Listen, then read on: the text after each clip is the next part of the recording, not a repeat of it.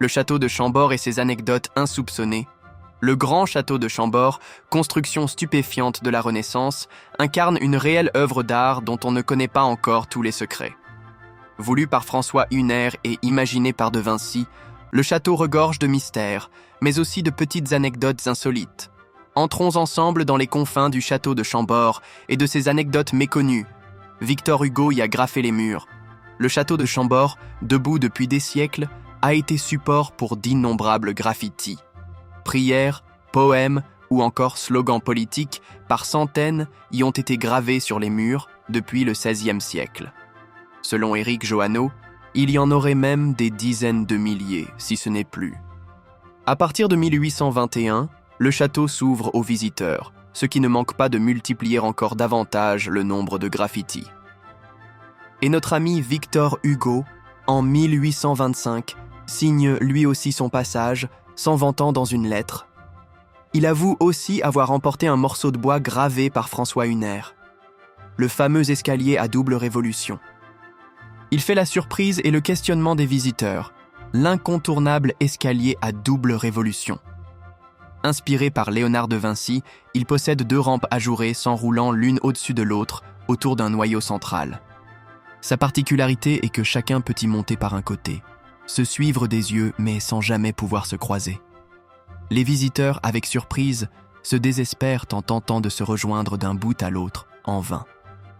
Une ingénieuse spirale qui fait le clou de la visite, plus de 300 salamandres au château, l'animal phare du château, indéniablement la salamandre.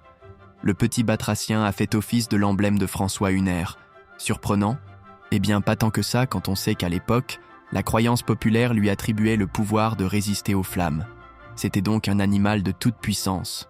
En tout, on peut voir la salamandre plus de 300 fois sur les plafonds et les murs du château.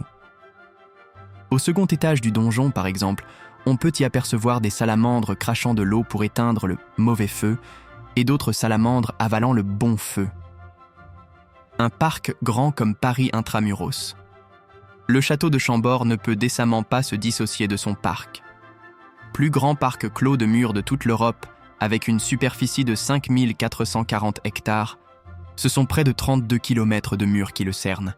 Et il est finalement aussi vaste que Paris intramuros. Durant les beaux jours, vous pourrez cheminer sur plus de 20 km de sentiers et vous enfoncer dans ces bois enchantés. En prenant garde à ne pas vous y perdre.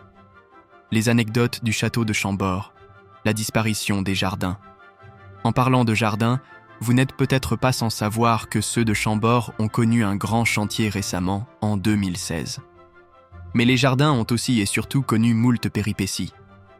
Et pendant la Révolution, figurez-vous que ces derniers ont souffert d'un cruel manque d'entretien. Au point où, en 1817, lorsqu'un état des lieux est effectué, les allées sont entièrement envahies d'herbe. Les plates-bandes, autrefois fleuries, sont laissées à l'abandon. Les douves du château, quant à elles, sont asséchées et transformées en jardins potagers.